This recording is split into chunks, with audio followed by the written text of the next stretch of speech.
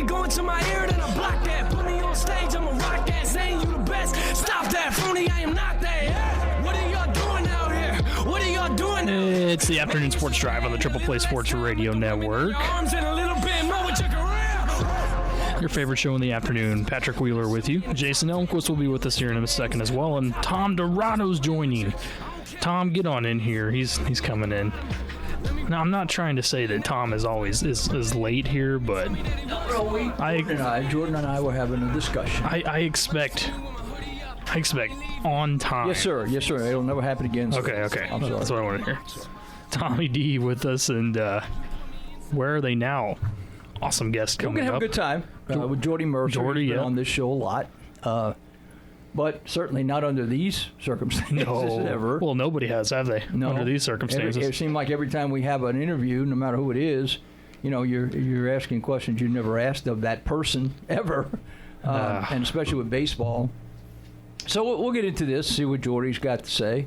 I imagine he's keeping in good shape, chasing his kids around. Oh, yeah. That'll keep you in good shape anyway. It'll be interesting because today they had that interview with Scott Boras, the agent in Major League Baseball, where he represents Bryce Harper and Garrett Cole. I know of. He came on Get Up this morning on ESPN and kind of talked about it. What did he say? We'll get into it later, but he kind of talked about players are ready to go. They with all this new data coming out, they feel like they'll be okay and they'll be safe to play. And why aren't we playing, basically? So we'll talk about that, and interesting to see what Jordy says about that as well. Obviously we're going to keep health the first priority, but these guys, they're and ready. That would be a question I'll ask Jordy. As over and above being coming up on 9-year vet in the major leagues, he's a dad, and he's got a family. Yep. How confident will he be when they finally get the word to report to spring training and then we're going to play? Right. I think that's probably a personal choice for everybody. Will you have the confidence to go out there and do it? And it's kind of like I've said before, whether this is coming around today or it's coming around Christmas Day, you're going to have to step out and do it. Everybody has to. We're not going to feel probably any better about it no matter when it is. So opening up like we are, opening up the states, opening up maybe universities. There's got to be that first day where everybody maybe has a reservation, but at the same time, you're going to have that reservation no matter what it is. That's right. Well, let's also look at some Oklahoma State news as well. Hey, Jason, we have another award being racked up here for Chuba Hubbard, believe it or not. He grabs the Cornish Award, the top Canadian player in the NCAA. And when I saw this list of players that were on there, I thought to myself, you know what? He's going to win this thing easily, and he actually did just that. He got 19 out of 20 votes. Is that surprising to you at all? No, especially if you go back and look at last year's Cornish Award. He finished runner-up, and that to actually the University of Ohio quarterback Nathan Rourke. But he finished runner-up last year with only playing, what was it, Tom, like the last 3 or 4 games? Yes, sir. Something like that, and I'm not sure how healthy he was in those games either. Right. But I'm happy for him. But how many more ways can you say this guy's good? Right. Yeah. How many more awards? How many more superlatives can you heap on an individual, and still? We know he's good. Every award that comes up just enhances that. This one has to be almost as important as any, though, since it's from his home land. Yeah.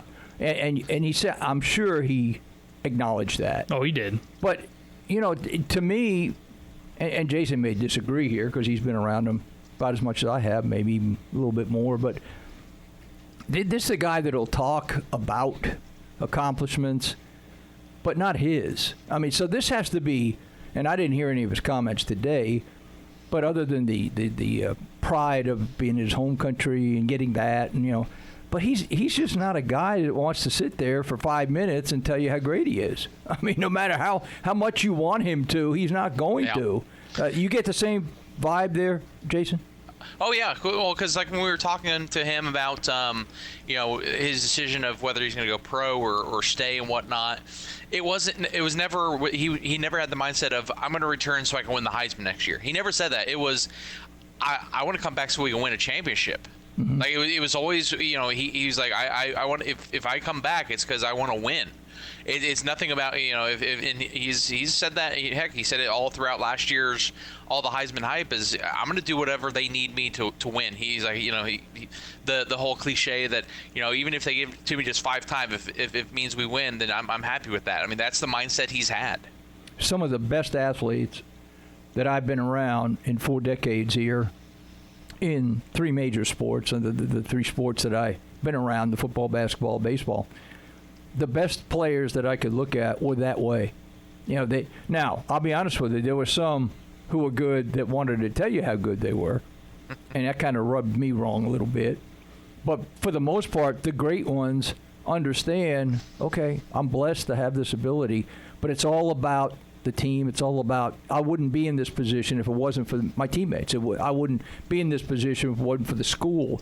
And those are the ones that you appreciate. Now, I've heard some people say, well, that's all cliche, but I truly believe the great ones believe that. And if you're going to sit there with Chuba Hubbard, and he'll get a chance, hopefully, as we get into a new season. If you're going to sit there day after day or availability after availability and want him to go list all the awards he's gotten and how many great yards he's gotten, he's just not going to do that. And I appreciate that about him, because I've been around some who didn't mind telling you how great they were. And, when it comes to a guy like Hubbard, you don't need what's one more award? I mean, yeah, if he gets the Heisman, that would be it, probably the crowning blow. But does he need that for you to know he's a great player? I mean, how many more times can you say he's a great player? Yeah. And again, I think this one it just had so much more weight to it because, obviously taking place with Canada and everything. He gave a lot of credit to all the other finalists as well. Say, hey man, those guys, they were just as good. They were great. They had the MVP type seasons as well, and I really appreciate being in a class with them, all from Canada as well, and saying, hey, asked about the schedule for next year and when's football going to start and what are you doing and all this, and he goes, I don't know. It's just like all of us. I don't know when football's going to start, but he says he's staying ready. And that's what you want to hear right there from, and you wouldn't be surprised to hear that at all. This whole time, one guy who's going to be working this entire time they're off is Chuba Hubbard, because he's coming off such a good season, wants to repeat it, finished top 10 in the Heisman voting last year, which is something to brag about right there with all the players that were ahead of him, even, my goodness. And one of the best seasons ever at the running back position in college football. And again, it's like you said, humble. He gave thanks to a lot of other people first. And, yeah, I got that vibe, too, when I heard some of the Zoom conference that he didn't really want to talk about himself that much. It was team. It was what he plans to do next year. And mentioning, the other candidates, the other finalists for this award, we also have to, we don't want to pass on the fact that one of them was another Cowboy, Amen Ogbongbemiga. So if you look at it, because that's the thing is we're seeing, I think Tom and you and I have had the conversation of how not just with football but basketball as well. You're starting to see kind of a surge of top tier talent coming in from Canada, and what we're finding out this year is Oklahoma State's already kind of tapping into that. You've got 2 of the top college football players from that country. We're right here in Stillwater. Now, help me out. This was just a football award, right? Okay. Right. Okay, but it goes back to our conversation, and Fran Fraschilla is the guy who has really started this a couple of years ago, this emphasis on how you people don't realize how good Canadian basketball players are, and they're scattered around the country in the college ranks, but there is good basketball in Canada. The thing about Chuba, and I couldn't think of any more than everybody said about him. But the one thing that impresses me about this guy on the field is his uncanny ability to break what appears to be a sure tackle, run through it, and then pick up 7-8 more yards. Now, you can count the number of people who run the football on an individual college season maybe on 2 hands who can do that, because a good many backs, and we've had them here at Oklahoma State, not pointing out anybody in particular, but they had all kinds of speed, but they went down on an ankle tackle. The first time there was somebody's hand there, they went down. This guy runs through a hand, runs through an elbow, runs through a tackle squared up and still manages to get yards. Now, he does that time and time again. As a defensive coach, that would drive me nuts because I'm in the right spot. I know where he's going. I've got my guy there, and all he does, and it's not a juke and a jive. It is just, all right, you're going to go down low on me, I'm going to run right through you. And to that point, that's what the NFL looks for in backs anymore. You can't just have speed to be in the NFL. You have to have yards after contact ability, and breaking tackles at the second level, too, is very important. And all the superlatives that we could put on him, and there's plenty of them, to me, that is the most impressive thing, just in my personal opinion, of Chuba Hubbard. He's in a rare group of guys at Oklahoma State who have done that and continually did that, and I see no reason how that's going to change. I was just going to chime in that I feel it's appropriate also that it's finally a running back that has won this award. Again, the past 2 years it's been the Ohio quarterback. But, to give a little background, because the name resonates with me, John Cornish, who this trophy's named after, actually was a running back at KU while I was there. Yeah, that's right. At college. And funny enough, one of his teammates in the backfield was John Randall, who's obviously brother Joseph Randall, played here at Oklahoma State. But John Randall's son just yesterday was offered a scholarship from Oklahoma State as well. Yeah, so I saw that. Like the past 2 days, like the it's been a trip down memory lane for me with my for my days in college, hearing names like John Randall and John Cornish and stuff like that. But Cornish was one of those guys, at Kansas. He when he left his senior year, he had set the program record for single season rushing yards.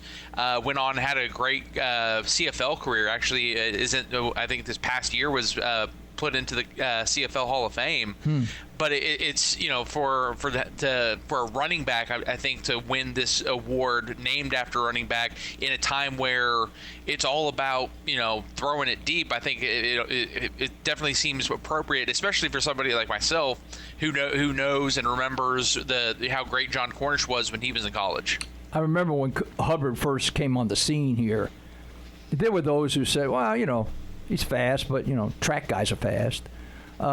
Played on a bigger field, Canada. Well, fast guys can turn the corner quick if you got more room to get that.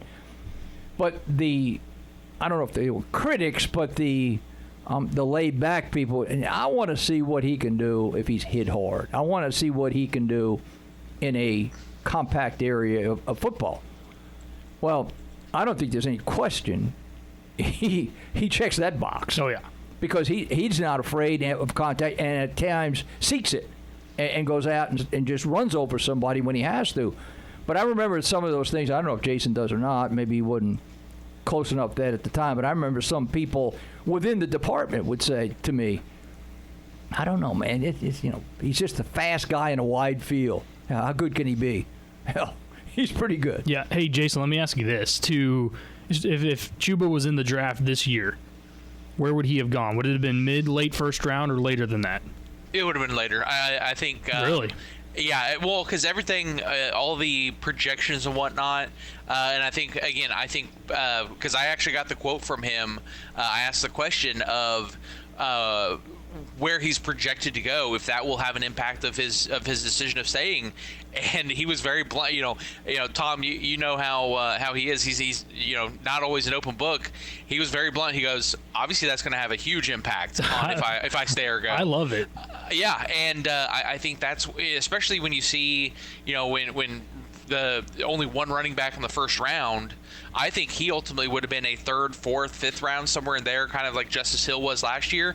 So I think that's what he was probably seeing and hearing. So he thought, hey, if I come back another year, maybe I can be one of those guys who does well enough to be a first rounder, or at the very least, I'm in that first wave of running backs in the second round. Tom, don't you like that answer that he gave to Jason? Because running backs' careers are so short anyways in the NFL. He doesn't want to spend it with the early season in a crap franchise. And they're probably not valued maybe as much as they used to be. No. No. And it's just different style. I'm not sure teams don't look at fast receivers in a higher way than they do good runners in the NFL. But going back to, and I would have asked him this, and maybe nobody did. It might have been an awkward question. But I wondered in his mind, and I don't know what he would have said, quite frankly. let's just say the football season's kind of interrupted a little bit, or it doesn't start, or it goes into the spring or something crazy, where it doesn't start when it's supposed to. Would this affect your feeling? Let's say you didn't finish it. Would you just say, okay, I'm just going to go prepare for the draft next year, or would you hang on and play it out, or start it late? I wonder what he would say if asked that question. I mean, as a team guy, he would say, I think, okay, I'm in a start to finish kind of guy. But I wonder in the back of his mind if he's thinking, yeah, I brought the draft's coming up. I brought that idea up to Jordan and Jason. I think it was last week even. The idea of, hey, if this season is shortened or even split, do players and I kind of brought it back home here, Chuba, for instance, who's going to go to the NFL at a running back position, even of all things, say, you know what? I got to think of myself here and invest in myself long term. I'm going to take on my chances here at the NFL draft and not get more wear and tear here at school for 4 games possibly, or 6 games, what have you. Did anybody? I mean, I didn't hear it. So I didn't hear all the questions. I wonder if anybody asked that question. Yeah, that'd be interesting. I'm not sure because I don't know what his answer. I think it probably would be, I'm for my team. Yeah, I don't think he would say, "Oh, hey, I'm out of here." Right, He wouldn't say that. But he wouldn't be human because now you're thinking about your livelihood next. Exactly. And that would be an interesting decision, not only for him, for anybody. That's what I said. Do I stay around here for 4 or 5 more games, or do I start working toward the draft? Yeah, then think of quarterbacks like Trevor Lawrence. I mean, he's going to go number 1 overall next year. What does he do if a season is shortened or split? If I were him, I'd be like, I'm sorry, but I love my university, but I'm done. Well, I would think. I think the thought, Jason, would have to cross everybody's mind now, whether they will act upon it or not. And I can't imagine Chuba would have said anything but the team thing. Right. I'm in here, and whenever it starts, I start, and when it finishes, I finish, and then I get on with the rest of my life.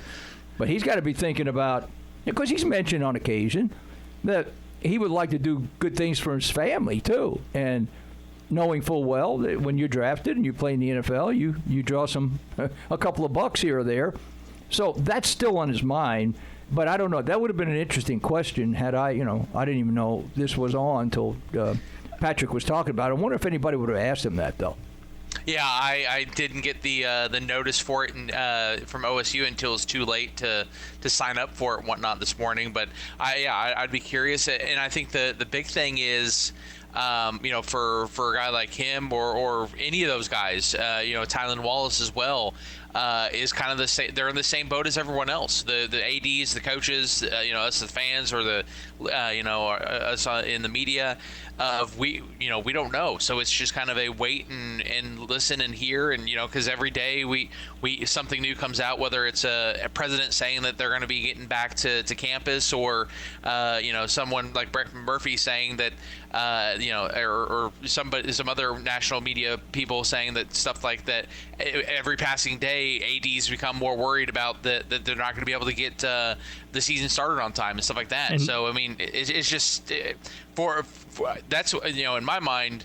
The players are obviously the ones hurting the most because, again, for some people like Hubbard and Wallace, they don't know. I mean, their future is truly in doubt, just like any other graduating OSU student right now wanting to get into their field of academia. They don't know if there's any jobs for them right now. And Tom, that's the thing that I think was interesting about his answer was he said it'd be nice to have a schedule right now, but he said, when is it going to start? I don't know. I just have to stay ready. And I think that could mean 2 things. That could mean I got to stay ready for this upcoming college football season, and also I got to stay ready for when I'm going to ultimately enter the draft, which could come a little sooner than I thought. I think there's probably a dual answer there. I think he's a smart enough individual to understand that it's coming to an end here at Oklahoma State eventually. Whether it's a shortened season, long season, great season, not good, but the next chapter in his life is just around the corner. So I would think he's smart enough to figure that out, and that was probably a dual answer there. We mentioned, and maybe we don't bring this up enough. I don't know how many university presidents, Oklahoma State being 1, University of Oklahoma being 2. I don't know, maybe 20, 25 around the country, maybe, I don't know, have said, we're going to have classes in August. We plan to. This is our idea. I think the thing you got to understand, though, is, too, while they truly probably believe that, and they believe that we need to have kids back in the classroom. We need to get back to where it is. There's also and it's a dollar thing. You want people to enroll again, and you want people who are new to enroll.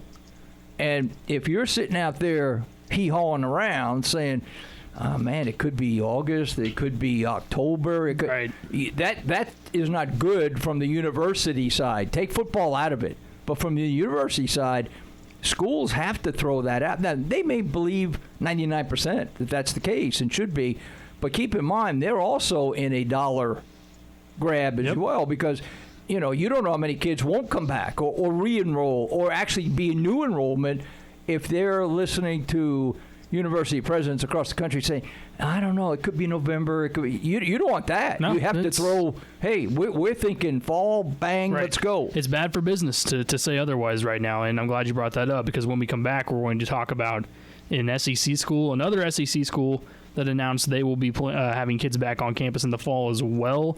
And we'll talk about who that is and what the importance lies within there is as well. That's all next on the Afternoon Sports Drive on the Triple Play Sports Radio Network. Feel like I'm gonna puke, cause my taxes are due. Do my best, we'll begin with a 1 or a 2. Been a hell of a ride, but I'm thinking it's time to grow. Metronome. Man, I'm up to something. Ooh-dee-la-dee-do, thank you all for coming. I hope you like the show, cause it's on a budget. So ooh-dee-la-dee-do, yeah. Come on, here we go, yeah. Come on. Here we go. So put your best face on, everybody pretend you. It's the Afternoon Sports Drive on the Triple Play Sports Radio Network. Thanks for hanging out with us on Wednesday. Did you guys realize that it was actually 2 unofficial well, okay, I guess one of them was official. May 4th to start the week was May the 4th be with you, by the way. You know what that is, Tom? Yeah. It's a play. Yeah. No fourth, but a fourth. Okay. And then yesterday was Cinco de Mayo. I probably have heard as little about that, and for obvious reasons. Yeah, I mean, I guess you don't want to be promoting, hey, let's all get 600 people together and have, have martinis, at 5 o'clock or something. That's not something you'd be promoting. It would have been margaritas. Oh, margaritas actually. Or martinis. And you know that they said, so what it was yesterday was Cinco de Mayo also took place on Taco Tuesday during the pandemic, named after a Mexican beer. Gee, my knee. Somebody just got too much time on their hands. Somebody's got way too much time on their hands. The first person that sat there and realized that and was like, you know what? Look at all this coming together. So, yeah, we had one unofficial and one official holiday back-to-back there. Isn't it weird because stuff that would be important is just not important? Like whenever they announced, what was it, a week or two ago, that the government came out and said, yeah, we had no idea what these UFOs are, by the way. I don't know if you saw that in the sky. They're actually unidentified flying objects. We can't put a name on them. We have no idea what they are. And that was like not news. Like nobody cared just because of everything that's going on. I'm sure you saw that one too, Jason. Yeah. I actually posted on Facebook and joked, as like government just going to throw that out there all willy-nilly during a pandemic that they can confirm that UFOs do exist. What perfect timing. They were like, right now when no one cares. By the way, UFOs are real. They threw that out there. It all depends on what you're focusing on. And we said this in reality. I don't know. I think I'm just using me as an example. I might have taped it or DVR'd it, but I wouldn't be watching the Jordan every Sunday night. Or I don't, but I really still wouldn't. No, if I were if I was concerned about the Mets and playing the Cardinals this weekend, I mean, I wouldn't care much about the Jordan. Now I might go back and watch it sometime. He'd switch to the Jordan documentary after about the third inning when the Mets were down by 20, and then he'd be watching it. Well, not being the greatest Jordan fan that you guys ever been around, I mean, it probably would take a lot for me to go watch it, because the only thing, and I realized he got beat on pretty hard during those days when it was physical, it was hard. But I'd be interested, and it's probably out there somewhere. I probably need to look at it. I bet you can only count the times that Jordan fouled out maybe on one hand. Well, yeah, he didn't get, and that was what was interesting in 5 and 6. He didn't get picked up a lot. He said, I think it was Magic Johnson that was like, hey, that's you're not going to get a foul called on Michael Jordan, whatever. No. And he was like, you have a lot of room to talk, like back to Magic, because it was kind of the same way. But that's the part. Being a Knicks fan, I didn't like him at all. So. But they protected him pretty much. You can appreciate the talent, though. Well, you always appreciate it. with what was featured in this past week, I'm disappointed that we don't have John Starks yet on for Where Are They Now? Right. Let me tell you, now that you bring this up, I'm hot on the trail of getting Starks on. Okay. We should have known it was coming. Yeah, Starksy is a little hard to find sometimes. Yeah, that's understandable. But, I got enough people out there helping me. Yeah. Try to land Starks for an interview, and until I've got it, I won't tell you. Yeah, well, but we're working on that. Crazy as it sounds. Nothing like a good teaser. Let's go to the phone lines. You're on the Afternoon Sports Drive. Go ahead. Yeah, Tom, the Mets always get beat by the Cardinals. You know what's going to happen. He's got a good point there. They really do. Ryan, it's been great not hearing from you all these weeks. I mean, other than I hope you're well and doing well. Yeah, Ryan, I'm surprised you didn't call in to tell us to talk to us about how OU lost the Bedlam baseball series again. Yeah, I mean, didn't you see those scores? They weren't even close. Skip Johnson was trying to figure out who to put on the mound. He couldn't do it. I don't know about that. They were off to a good start this season. I mean, they were ranked in the top 10, and they look pretty good to me. Yeah, I mean, they look better than they have the last couple of years, but you don't know. That was prior to getting into conference play, and we know what conference play does. Conference play doesn't always reflect well. But you should just be in heaven. I mean, it's like Norman South in Dallas, right? Just gives me another reason to dislike the Dallas Cowboys. I'm with you. Well, Tom, you don't like the CD Lamb pick? And by the way, how about Andy Dalton, man? Bringing him in. Now we have the leverage over Dak. You can't sit out, man. Andy Dalton. Call me about midway through the year and tell me how Andy's doing. He could be starting by then. Yeah, because of Dak. Well, Dak, he's pretty durable. I'll give the guy credit. I don't like the Cowboys one iota, but I will say this: he's about as durable a quarterbacks they've had, don't you think? Yeah. He doesn't shy away from starts. He doesn't look to go to the sideline. He's not looking for help. Tom, you got to admit, he's a way step up from Cooper Rush. Hey, don't bring up Cooper Rush. He made his presence felt here. Wasn't he with Central Michigan? Wasn't he the guy? Yep, that was the Hail Mary quarterback. Yep, that shouldn't have been. It shouldn't have been, but at the same time, you shouldn't give up a 30-yard touchdown pass like you did either. I mean, good Lord. I mean, you should have known the rule. We should have never gone that far. Yep. So anyway, but I don't know if Cooper Rush strikes fear in the hearts of many defensive coordinators around the NFL. Do you think? No, but Tom, you know Dak Prescott is not going to sit out all year and give up $30 million. No, and even if he pushed it to the midnight hour, Jerry's. What did he do with Zeke? He gave in to Zeke, right? Yeah. He'll give in to Dak. I mean, you're not that crazy, are you? But he will sit most of the season when they start the season 0-3 and go to Andy Dalton instead. 0-3. I don't even know who they play, but they're sure as hell not going to be 0-3. It doesn't matter. Yeah. Well, as a matter of fact, we'll actually find out tomorrow. They're releasing the NFL's releasing the schedules tomorrow, so we'll find out. Well, one thing's for sure: Giants going to have to go to Dallas to open up the season for the 110th year in a row. Yeah, they already gave a little hint of some of the Chiefs' schedule on SportsCenter earlier today. So yeah, see, I hadn't seen that. That's the thing is that we all know who's going to play who. We just don't know when. Yeah. Yeah, Jason, the Chiefs have to go to Baltimore, 2 Tampa Bay, and 2 New Orleans. Yeah. Yeah.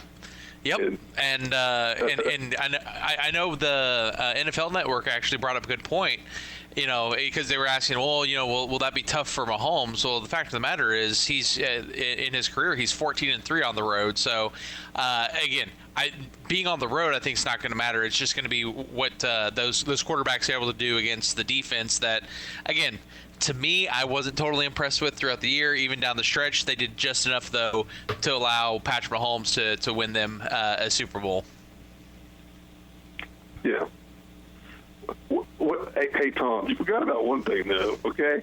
Yeah, OU probably would have lost Bedlam baseball, but how about Bedlam softball? We know how that would have turned out.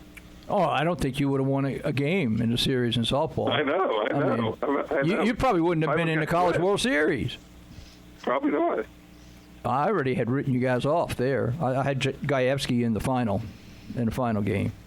But I don't know if you would have. Hey, talk's cheap, man. We can talk about it all the time, but the proof is at the bottom line, who's there at the end fighting for a national championship. And to me, that's how you grade teams and grade programs, not talk at all. And I think Oklahoma's been pretty good bottom line team. They've been pretty good. So what do you? So we don't need to play the college football season because Chuba Hubbard guaranteed the national championship. That's probably one of the driving forces with the NCAA. We can't let Chuba down because he predicted a national championship. No. I don't know. I mean, that's right. You got to. Ryan, you've been around forever. You know they're going to play because they need the money, and the money is not going to come until they put a product on the field. Now, how that product's going to look, when it's going to look, when we get a chance to have it look. I mean, nobody's smart enough around that I know can make that decision, but they're going to have one because the schools can't afford not to have whatever money that the TV people are going to put in, and they're not sending you any money if they got no games to put on. So, I mean, it doesn't take a genius to figure out they're going to have a season somewhere along the line. Yes. Is it going to be the 12, 13-game season and bowl games and all that? Probably not. Yeah, I'm not smart enough. And, I hate, like I said yesterday or the day before, I hate to sound like Bowlesby, but, I think he did raise a good point in that, perhaps the start could be not impeded. Maybe we could get things going in kind of around the start date. But, if there is a second surge, a push, whatever, a combination of flu, combination of virus, what happens 4 games and 5 games into the year? Do you just suspend the year or, you stop it? You can't pick it up. And how does that affect things like basketball? I mean, to me, that probably is. And I'm not worrying. Maybe it's gone. Maybe it's gone by the time August 1 rolls around. I have no idea. But at the same time, to me, that sounds like a legitimate observation, not knowing anything more than we know. Yeah, I agree. And I'll just leave you with this, Tom. We got to have some type of Major League Baseball season. We cannot have a year with the Mets and Cardinals don't play. Well, thus far, as we speak today, the Mets and Cardinals have an equal opportunity to win in the World Series because they haven't played. No, they yet. don't, Tom. Because they haven't played yet. No, they never did. No, we know that they don't. Yeah. We know that the Mets do not have an see. equal opportunity. Yeah. We got Mr. Alonso back. That's all we need. Who's your manager? Luis Rojas. That's who it is now, for now. At least today. That already changed once. Unless they go ahead and uncover any more sign stealing or whatever. But at least they didn't hack computers like the Cardinals do. Or did. I knew that was coming. Hey, at least they did it to a franchise that now everybody hates. That's true. And that guy who was kind of around, he ended up with the Astros, right? Didn't he, the guy? No, he had come from the Astros. He came from the Astros to the Cardinals. Yeah, so essentially he still had the password, and the Astros were dumb enough not to change it, and the Cardinals thought, hey, why not? So again, it all just stems back to how bad Houston is being cheaters all the time. Yeah, and I'm sure they get booed. No, they don't care. They just want to go back and play and beat people, and then kind of turn around and say, "Oh, it's what I think of you." They still have enough talent on that team, despite all the sign stealing, to beat most teams that they play. But, yeah, I'm with you, Ryan. We need something to talk about, right? You and I. You and I disagree about every team, okay? Yeah, but we like each other despite the disagreement. The Dallas Cowboys, the New York Giants, Cardinals, Mets. We can agree on anything. OU. I mean, it's just the list goes on and on. But we still like each other. We still talk to each other, right? Yeah. Just because we don't like the same thing doesn't mean we have to dislike one another. But yeah, we kind of missed you. Have you been calling? I hadn't heard you. I hadn't heard you in a while. I guess you're doing okay. Your family's fine. Everything's good. Yeah. Good. Well, you need to stay safe and make sure you're there to help the Sooner Schooner get down the ramp for the first game. I don't think I'll be in the stands. That's true. I don't think. I'm pretty certain there's not going to be fans. I was going to say, you're going to be the 125. You're going to be one of the 125 they let in or whatever. What are you going to do? Lottery or just what are you going to do?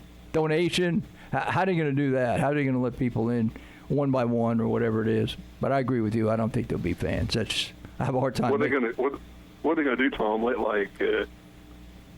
families of the players in? I wonder how they do that. I think that would be the first priority if they do, and after that, I don't know how they would. I don't think I haven't seen how they would do that. I have no idea after that. Yep. All right, Ryan. Appreciate the call, man. We got to. Hey, yeah, appreciate it. You know what?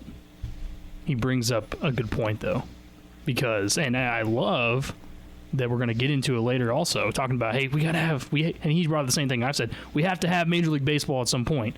And that's what Scott Boras talked about earlier today, which was, he actually gave a really good interview, and I think the points he talked about that come straight from some of the biggest stars in the game's mouths are really important, and that's going to hopefully lead to more news about when the season's going to start. We'll get to that later on before Tom gets on Where Are They Now at 4:30. Again, Jordy Mercer's going to be joining him, so make sure you stay tuned for that.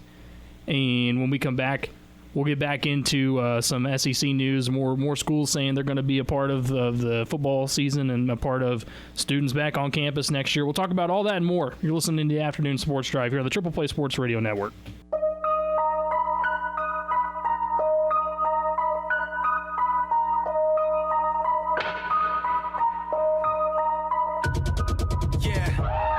Levitating off the blacktop. Used to struggle getting started, now I can't stop. Used to be the quiet kid in the sandbox, now it's hands up every time that your man rocks. They ought to stop me coming in again. You mad? You thought we were synonyms?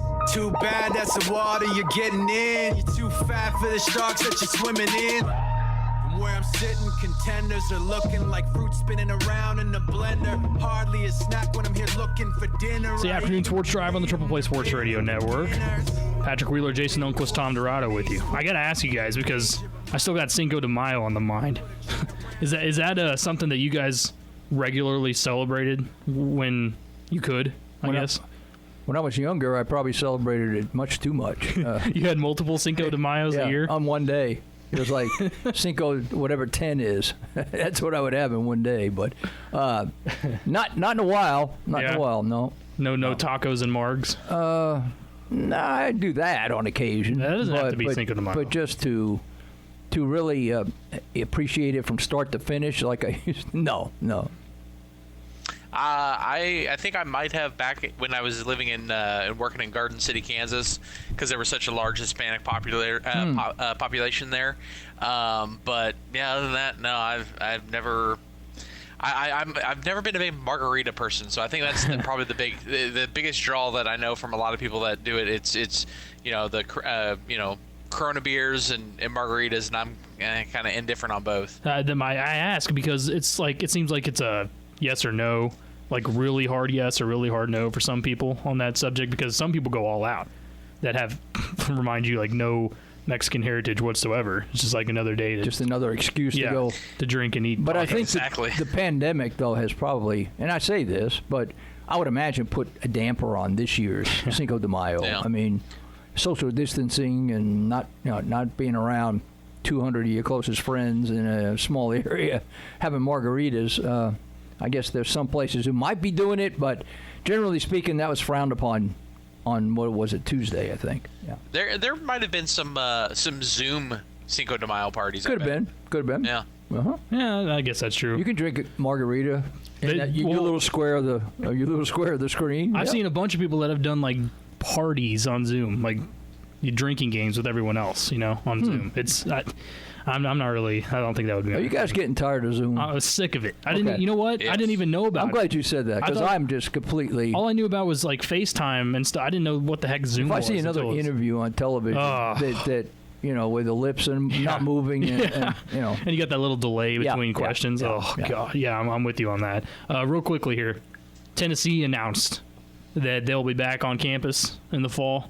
This makes, here's the SEC schools that have said they'll be back: LSU, Tennessee, Bama, Texas A&M, Mizzou, Arkansas, Georgia, South Carolina. So almost they've got a majority there. And to me, again, the SEC is not going to miss out on a football season. And on top of that, they don't care who plays and who doesn't, if I'm being completely honest here from what I'm seeing. They're going to play bottom line, even if it's just SEC, and people will watch that, and there will be money generated from that. Yeah, I don't think there's any question about that. And again, I go back to what I said before. This is not anything sinister, but schools have to be proactive. I mean, they have to throw that out, because all the schools you mentioned and those around the country have got to convince their constituents, which are their students, that we're going to have school the way it used to be. You know, maybe not exactly the way it used, but you're going to be back on campus, and you can't be predicting doom and gloom for the next three months and expect maybe the same kids to come back, the enrollment would be down, and you know, that's a money thing. I mean, schools rely on, as you well know, tuition and people who pay to go. And if given an opportunity, or they think that, well, I don't know, this school A, you know, they haven't said they're going to open up in the fall, maybe I won't be as interested in going there. So I mean, there's a protection that each school has to throw out for themselves. But like I said, they may be 99% sure that what they know, that by the time August 1 rolls around, that we can have people back on campus. But I don't know that they all know that yet. I mean, unless they know they've got pipelines into some people we don't know, I don't think they could say for certain that that's going to be the case, not knowing what the numbers will be, say, in mid-July. I think this is a tweet I wanted to bring up. This is a perfect time to do it, because Feinbaum, obviously he's in SEC country, apparently had the Ohio governor on today. And this is a tweet from Brett McMurphy, where the Ohio governor told Feinbaum, quote, "It's too early to know if college football will return in Ohio in the fall," following up saying, "Anyone who tells you they know is making it up, and I'm not going to make it up." So even the governor of the state of Ohio is not even willing to say right now whether there will or will not be football in the fall in their state. Yeah, let me make it clear that obviously schools can't just go, we're going to have football and have football. They have to get that okay, at least from the states, right?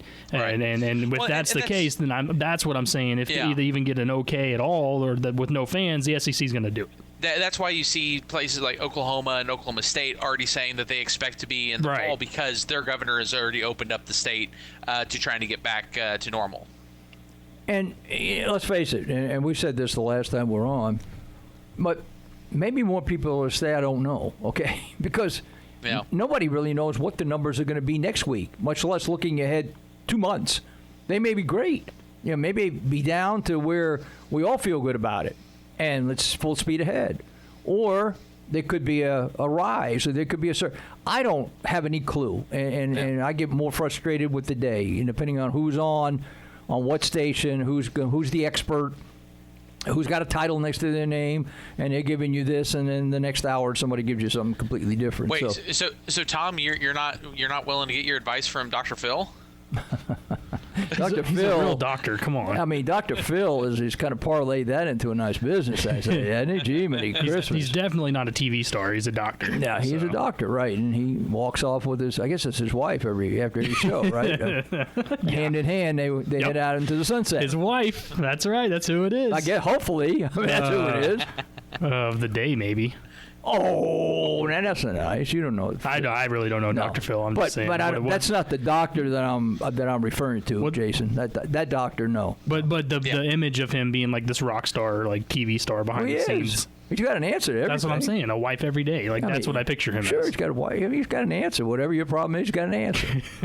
Let's get Dr. Phil on the show so he can clear some things up. So we need to start calling you Dr. Tom. Dr. Tom, technically, you have an answer for everything, too. That's true. And mine is about as good as his sometimes. Very true. That is true. Yeah. Sometimes. Not all the time. Not all the time. Sometimes. Hey, when we come back, we're going to listen. I'm going to let you guys listen to what Scott Boras said, MLB agent. He had a lot to say coming from some of the major stars in the Major League Baseball world.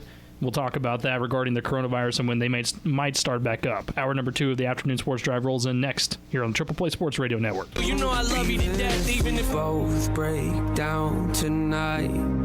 and you say you hate me, and we go to bed angry. I know everything will be alright. I'll be here waiting, I promise I'm changing.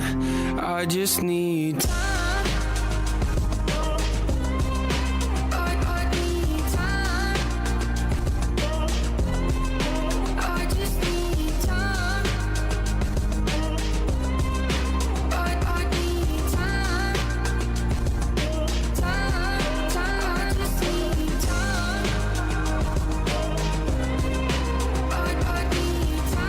We got time.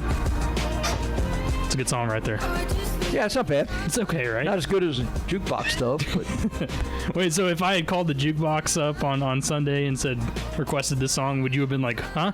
Where? What? I probably would say, I'll look for it. If I get it, I'll put it on. I'll look for it. I appreciate the effort. That's all I can ask for. Thank you. Hey, we got to listen to, I want you guys to hear what Scott Boras had to say here on Get Up this morning when he was asked about coronavirus and obviously Major League Baseball. He used to be in the Cardinals and Cubs minor league organization before he became an agent, and now he represents Garrett Cole. He represents Bryce Harper, and I know there's a couple other big names too that he's also a big He makes part a pretty good dollar. Yes, he does, yeah. and his opinion I think holds a little bit of weight here because he gets to talk to these guys. So let's listen to what he had to say. What conversations have you had with players about their desire to play and how they balance that with their concerns about safety? Well, obviously, the players I represent, we've had conversations with well over, 100 major leaguers, and the athletes are they're understanding.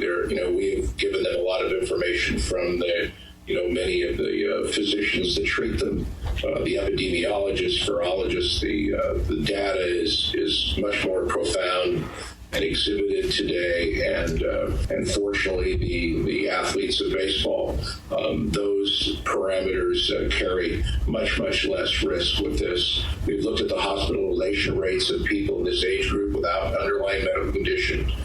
We've looked at the mortality rates, both in where they could play in spring training in those states. One of the epidemiologists from UC Berkeley pointed out about being locally observant and appropriate as to how you where and how you treat this virus. And certainly those in Florida and Arizona, and frankly in many states now, the mortality rates are much lower than they are in the Northeast. So when you look at that and you look at the risk that related to the players, I think they're much more comfortable now with returning. Also, the treatments that are available now are more defined.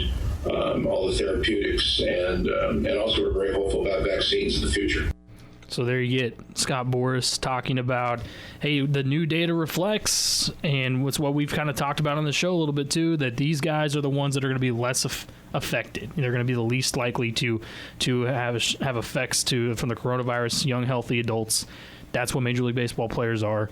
They're ready to get back to it. And you have to kind of take that into how that's changed, right? The mindset has changed maybe with some of these players, but originally we didn't have all this data, so it was like, we got to stay safe. We're not going to have baseball for the foreseeable future right now. We're just not. We can't. But you get this out, and they're like, you know what? All of a sudden, I'm like, I got to go out there. We got to get playing. If it doesn't affect us and we can stay in a spot where maybe we stay quarantined and we don't travel, whatever, I think that's a new mindset now. Yeah, and it has to be given the data that we have and maybe the knowledge that we have now that we didn't have 2 months ago or a month ago. But I don't think Boras can be the be-all, end-all prophet here. He doesn't know any more than most of us do, okay? He could say that the numbers say this and the numbers say that. But at the same time, I don't think he, just kind of like a university president, he can't say with certainty that they can open their campus for fall classes, not knowing what can happen between now and then. Now, we all hope nothing happens between now and then. And we sure hope nothing happens between now and the time that they have a pseudo playoff system in Major League Baseball. We don't want this thing to go any way but good.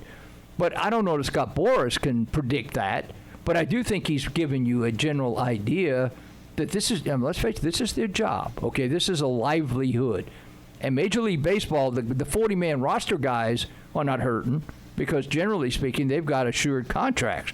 But the guys who are in the minor leagues, the guys who have been sent down, and the further down you go, the less kind of financial stability you have, they're the ones hurting now.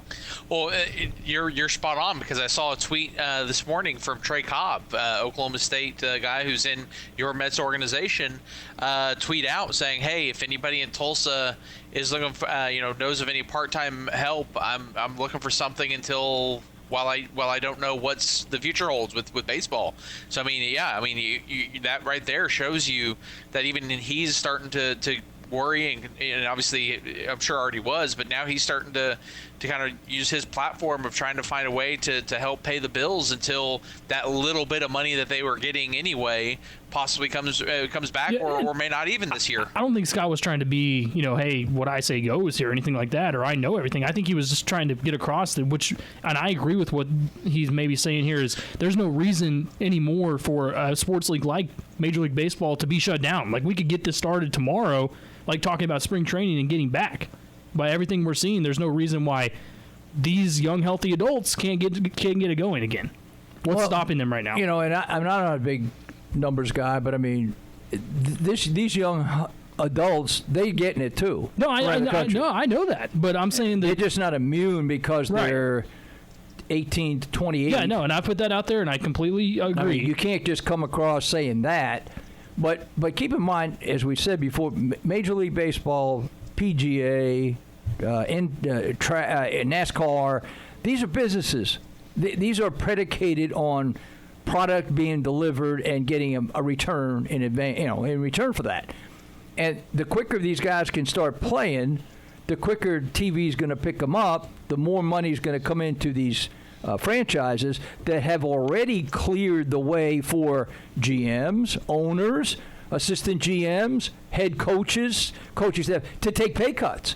So to think that they're not in a bind financially would be naive, even though they're pros.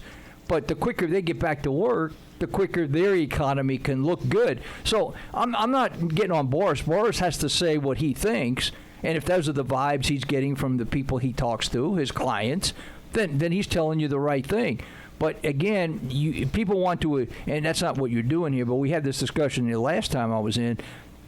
You cannot adhere you can't take what the pros tell you and make it work with the colleges, because colleges are a whole different constituency. That's different. You got students involved. Yeah. Students that don't play anything.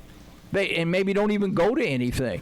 You can't just make a blanket statement as a university president, whereas a major league agent or a GM or the commissioner. Now, keep in mind, this is Boras saying this. The commissioner hasn't said this yet, right? And I told you, Tony Clark, and I don't know if Tony Clark was just saying what he thought he should have said. He's the head of the Major League Baseball Players Association.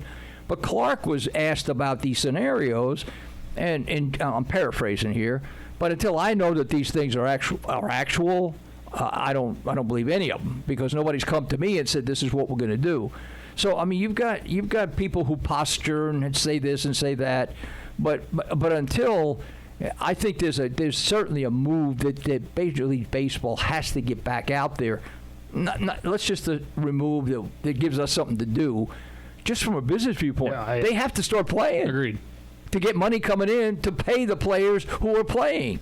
As long as this goes, and if it continues to go longer, they too take a huge they've already taken a financial hit, and if they can't play in front of fans in their parks whenever they do, you think the Yankees and the Mets are going to be jumping for joy to go back and play in New York? You think Cuomo is going to be saying, yeah, come on back and play? Because those areas may not be conducive to playing the game.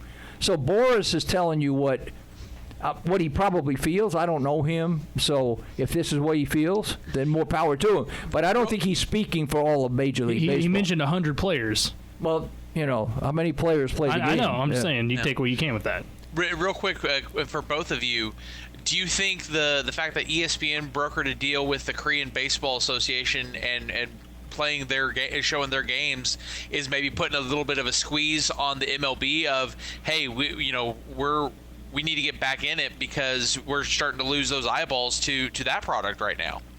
It could, but I don't know that would be in my opinion, I don't think that would be enough of a threat or leverage on Major League Baseball. Hey, you better get off your butt and start playing. I don't think so. To be honest with you, it's good for ESPN, but I don't know how many eyeballs are on Korean baseball. And I also think a lot of that has to do with the time that these games are played at. Okay, I have to remember they're middle of the night when they start. But also, I don't know how many people, even diehard baseball fans, are going to consistently sit there and watch Korean baseball. But maybe ESPN is saying, look, they are showing that, hey, baseball can be played right now in parts of the world. And the United States, and that's what I'm saying, can follow suit. The only thing that may be stopping them right now is still a somewhat of a limited amount of testing. Other than that, I don't see any reason why they can't get going. I really can't. Well, that's probably true for a lot of areas. And what we know today, we might change our minds if something happened tomorrow. But there's no doubt in my mind the pros will get it rolling much quicker than colleges will be able to get out there and step out and say, hey, this is the date, we're doing it. Yeah. Completely agreeing on that front. When we come back, we're going to take an early break here so we can get where are they now lined up here at 4:30. But when we come back, we'll discuss a little bit more about the Power 5. An interesting point was brought up today on the national landscape about them possibly leaving the NCAA. Could that ever happen? We'll talk about that next on the Afternoon Sports Drive here on the Triple Play Sports Radio Network.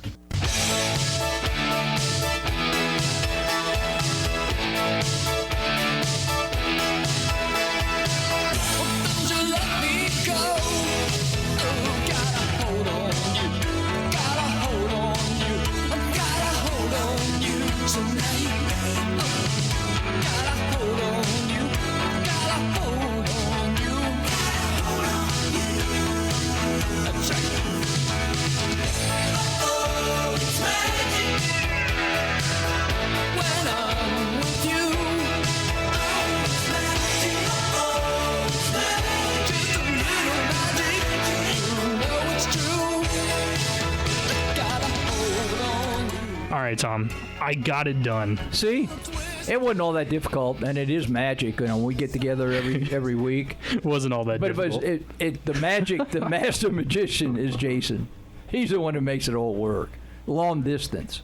Yeah, he's doing this from not in the studio. You and I have it easy. Are you in the backyard today, Jason? What are you doing? Yeah. Matter of fact, I am 2 blocks away from you right now, Tom. That's That's pretty close. I am currently at the news press office, working on my Chuba Hubbard story. No. I'm working on a news site story for tonight. Last night I did a story on the little Perry quarantine cruise that they had up there in the community, and then I'm also working on tonight for the news side. I talked with a couple of OSU students of how they had to adjust to distance learning. Sam Henderson, who's someone who's going to be a senior next year, had a summer internship lined up. How he's questioning whether or not that's going to be there and stuff like that, and just kind of allow our readers a feel for as much as they want to get back to normal of going to get a haircut or going to sports, how these people, that some of these students who had to uproot in the middle of campus in the middle of the season have had to adjust it to their life truly being turned upside down right now. That's kind of a trend. We're talking shop here, but obviously Jason falls into this category, but a couple of the guys that I actually came into the journalism world with here in the state at the Tulsa World, just using as Scott Cherry, Randy Crable, just using those guys, Jimmy Trammell, they're asked, not only are they they used to be sports guys, but even their sports guys now are being asked to go cover something else. Yep. When I first came in, back in the caveman days, maybe because they said Dorado's lucky he writes a sports column, much less trust covering a council meeting. But you were a sports writer, you were a news reporter, you were a police reporter, you were a entertainment guy, and you never crossed paths. Not that you couldn't, but you didn't. But I notice that more now, Jason, with some of especially the local papers, because you have to cut back and you got to do a little bit of everything. But I even saw what Frank Bonner from the Tulsa World had written a news story of some sort. So that's kind of a trend, isn't it? Not that you can't do it; it just never happened that way. Yeah, well, and I mean, it was already a trend here at the News Press, where I was already laying out pages over the past 5 years. I've started doing photography as well, for both news and sports. But yeah, this is the first time where it's I'm going out and trying to help provide news side content as well, especially when something like what happened in Perry last night with it was a case where they were trying to give an opportunity for a sense of community. So they had a what they called a rolling car show, and they kind of snaked their way all the way through the residential places. And I was kind of jumping along the route to try to get photos, and I mean, there were people coming out of their house just sitting on the on their porch on the near the curb just watching a car show, and that was kind of the whole purpose of it, was to give people the coordinator I talked to, the way he put it is they couldn't come see us for a car show, so we decided to go see them, and it was a great success. So it's something that not necessarily sports related, but especially in a time where people are wanting to hear or read about positive stories, the communities coming together. It was really especially having lived in Perry now for the past almost 3 years, it was really interesting to see a small community like that be able to find a way to interact throughout without having the risk of violating any social distancing. I won't use my real name, but I'll write a letter to the editor saying, "Get that Elmquist off the news stories. Let it get back to sports." I know what he's talking about. Yeah.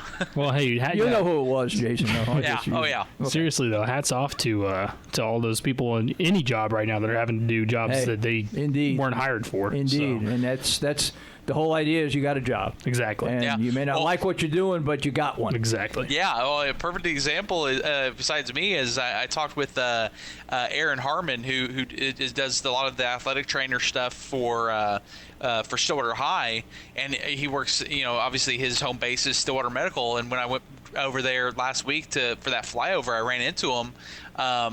Social distancing wise, we didn't literally bump into each other, but he was talking about he got moved down to the kitchen. Yeah, he's an athletic trainer, and he's working out of the kitchen at SMC right now. I've heard that a lot, that people at like those jobs, for instance, are doing temperature checks now. That that's their new job, or working in the kitchen. I mean, all that stuff, just staying on and keeping a job. So. Again, you might not like it, but when you add up the fact that I might not have a job, right. All of a sudden it doesn't look as bad. Because you could be one of those 30+ million without it now. Yeah. Yep. Hey, this is an interesting topic right here that was brought up today. I saw. Basically talking about, let's take worst case scenario here and say that there's no football season in college. Mm-hmm. And if that were the case, would the Power 5 ever consider leaving the NCAA and trying to, secede for an instance and then form their own type of football? I mean, when you think about it, if it were to come to that, you get a school like Alabama even and Clemson, 2 top programs in college football that would go broke if they didn't have a season. Well, stop and think about it. This has certainly been forwarded for a long time. And this isn't original. Yeah, I know Jason's written about it a million times. About the conferences. Everybody going super conferences, and let's get away from the NCAA ties, if you will. But my contention is, even if you went that route and the Power 5 said we've had enough, we're going to come together, we're going to form our own our own club. There's going to be a regulating body in that Power 5 club, whatever you call it. And there's going to be power brokers within that regulating body that some are going to agree with, some won't agree with. And I would predict if the Power 5 broke away tomorrow and formed all their conferences, and we're going to call it whatever, this is going to be our governing body, because somebody's got to regulate what you're doing. You can't have everybody off doing on their own. But there's always going to be somebody within the Power 5 that's not going to like what's going on. So they'd be bitching and moaning about that. Yeah. So my contention is, how much better off are you going to be, other than you're going to get probably more money because you won't have to share it with everybody else? But from a regulatory viewpoint, there's always going to be, you can't just be without rules and regulations. Somebody's going to be calling the shots. Somebody will like them, some won't. Tom, to your point, I mean, just look at the Big 12. Texas was the power broker within this Power 5 conference, and they made that deal for the Longhorn Network, and it completely shattered things. So yeah, to think that that just because that they would come together, the Power 5 conferences, that they wouldn't be devoid of controversy and split votes. Right now it looks good because they're all, as Bowlesby said, they're all trying to sing from the same page.